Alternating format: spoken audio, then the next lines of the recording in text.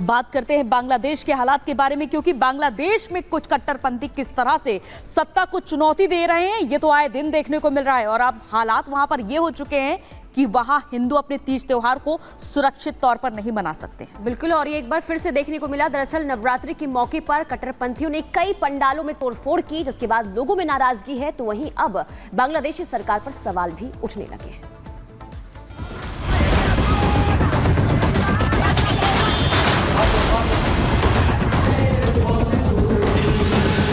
बांग्लादेश में हिंदुओं पर अत्याचार, कहां हो यूनुस सरकार।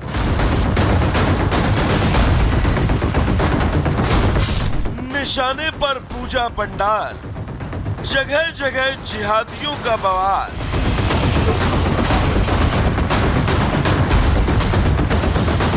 शेख हसीना का बांग्लादेश छोड़े जाने के करीब 2 महीने से ज्यादा का समय गुजर चुका है, लेकिन इस दौरान शुरू हुए बुरे दौर का अंत फिलहाल जल्द होता नहीं दिख रहा। हालात इतने बिगड़ चुके हैं कि उसके पटरी पर वापस लौटना अब मुश्किल है। कहना गलत न होगा कि शेख हसीना की गद्दी से हटने के बाद से बांग्लादेश पर कट्टरपंथी ताकतों का कंट्रोल है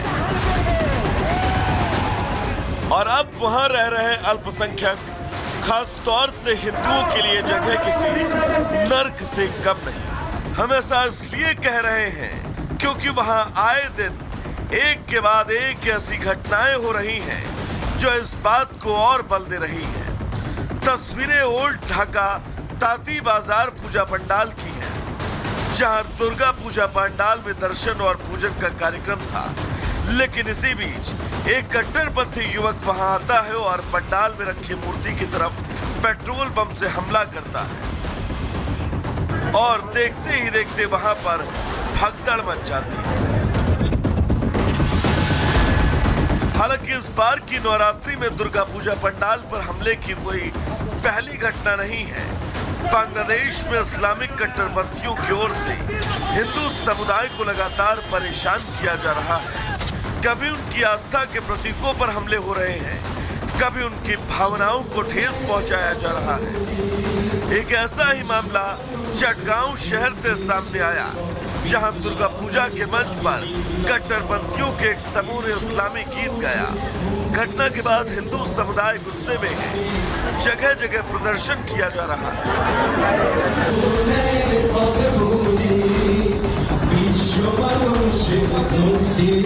लेकिन हिंदुओं की भावनाओं के साथ खिलवाड़ की हद तो तब हो गई जब श्यामनगर में जयशेरेश्वरी मंदिर से देवी काली माता का मुकुट चोरी हो गया।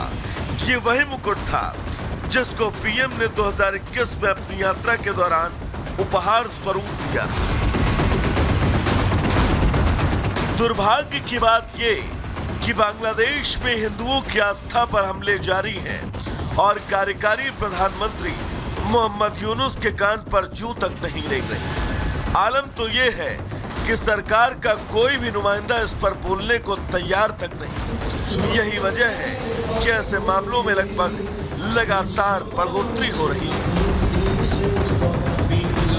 भले ही बांग्लादेश में ये हमले अलग अलग शहरों में हो रहे हों, लेकिन इसका मकसद एक है, किसी भी तरह हिंदू अल्पसंख्यकों को या तो देश छोड़ने पर मजबूर करना या फिर जिहादियों के अंडर में रहने को मजबूर करना और ये बता देना कि तुम अल्पसंख्यक हो, तुम्हारा इस देश पर कोई अधिकार नहीं। Bureau report, Republic Bharat.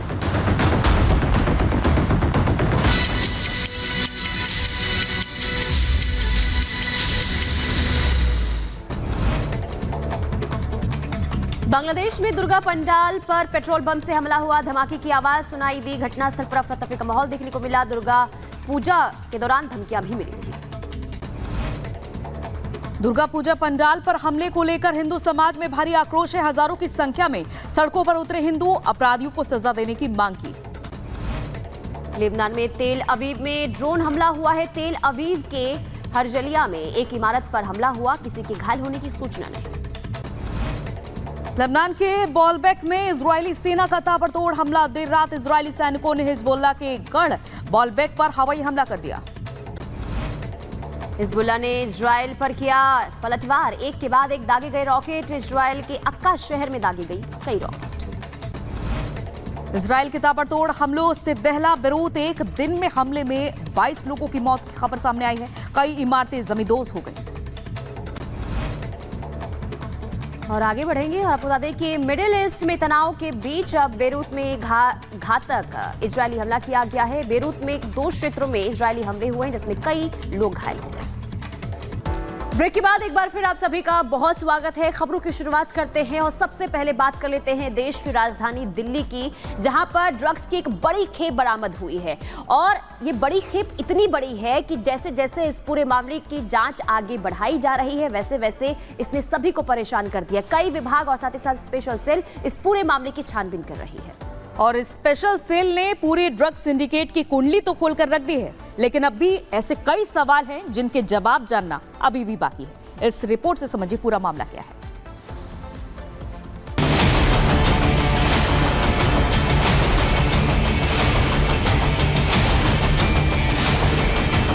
Delhi में ड्रग्स की जो खेप पकड़ी गई है और उस खेप की जो रकम आकी गई है वो पहले ही पुलिस को हैरान कर रही है। और जैसे जैसे पुलिस इस जांच के पन्नों को पलट रही है उसकी हैरानी बढ़ती जा रही है।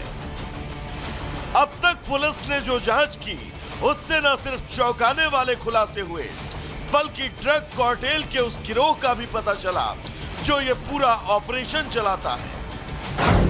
7,600 करोड़ रुपए की जो ड्रग्स जब्त हुई है इसमें अब तक 7 लोग गिरफ्तार किए गए।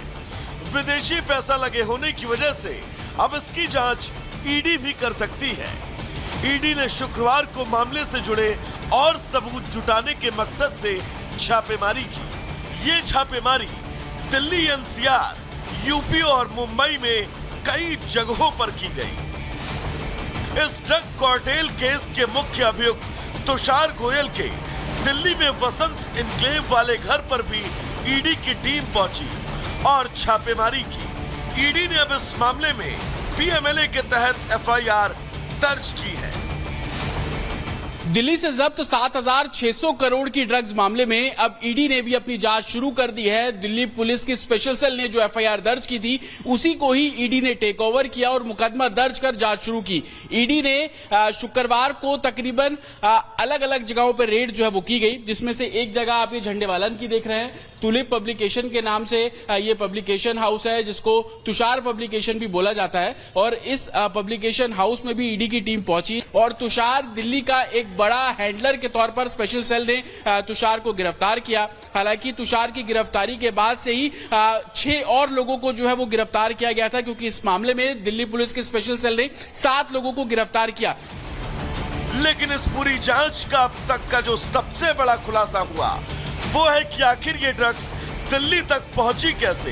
अब तक की जांच में पता चला है कि इस पूरी खेप को लाने के लिए कोडवर्ड का इस्तेमाल किया गया।